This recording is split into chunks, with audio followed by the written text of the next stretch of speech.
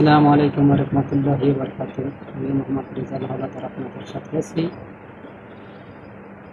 প্রথমে আসি, কোটা আন্দোলনকারীরা এখন উল্টো দিকে মোড় নিয়েছেন।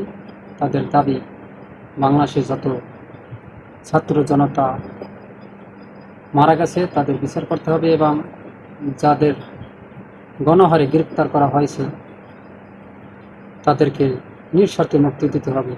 এবং তারা আরও 9 দফা দাবি নিয়ে আন্দোলনে মাঠে নেমেছেন।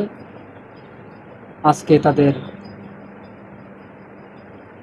গণহত্যা দিবসের 9 দফা দাবিতে সারা দেশে কর্মসূচি পালন করা হয়েছে এবং তারা রবিবার থেকে অসহযোগ আন্দোলনের ডাক দিয়েছে, যত অনির্দিষ্টকালের জন্য, যতদিন পর্যন্ত এর বিচার করা না হবে তারা কিছু পার হবে না। এদিকে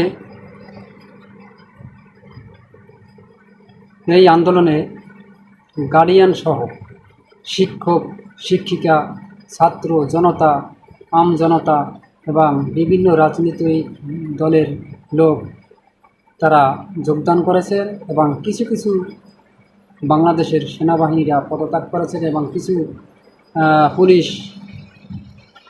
যারা গুলি করেছে তাদেরকে আল্লাহ বিচার করেছে, তাদের বহিষ্কার করা হয়েছে এবং কিছু পুলিশ চাকরি থেকে নিজেকে ইস্তফা দিয়ে বাড়ি ফিরে যাচ্ছে।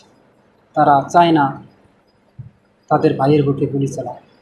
অনেক লোক আছে তারা তাদের বিবেক বুদ্ধি রেখে তারা চাকরি থেকে ইস্তফা নিয়েছে এবং ছাত্র জনতারা তারা 140 জনের একটা কমিটি গঠন করবে।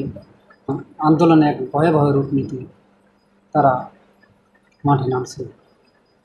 তাদের একটাই দেবে, যতদিন পর্যন্ত এর বিচার না করা হবে ততদিন তারা কখনো পিছপা হবে না। বাংলার মাটিতে তাদের বিচার করতেই হবে, তাদের দাবি নিতেই হবে। মেনে না নিলে হয়তোবা সরকারের একটা বড় ধরনের ক্ষতির সম্মুখীন হতে পারে, এমনকি ক্ষমতাচ্যুত হতে পারে। হয়তোবা সরকার তিনি ক্ষমতা থেকে নামতে চাবে না, কেননা ক্ষমতা থেকে নামলে তারও অনেক অসুবিধা আছে।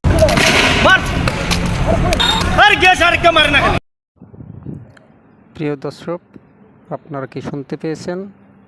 হ্যাঁ, ঠিকই শুনেছেন। এই যে বাংলাদেশে এক লোক পুলিশে গুলি করে আর হিন্দিতে কথা বলে, এটা কিন্তু বাংলাদেশি পুলিশ না, এটা ইন্ডিয়ান পুলিশ। আপনারা ভালো করে কণ্ঠস্বরটা শুনুন। এটা অবশ্যই বাংলাদেশি পুলিশ না, এটা ইন্ডিয়ান পুলিশ।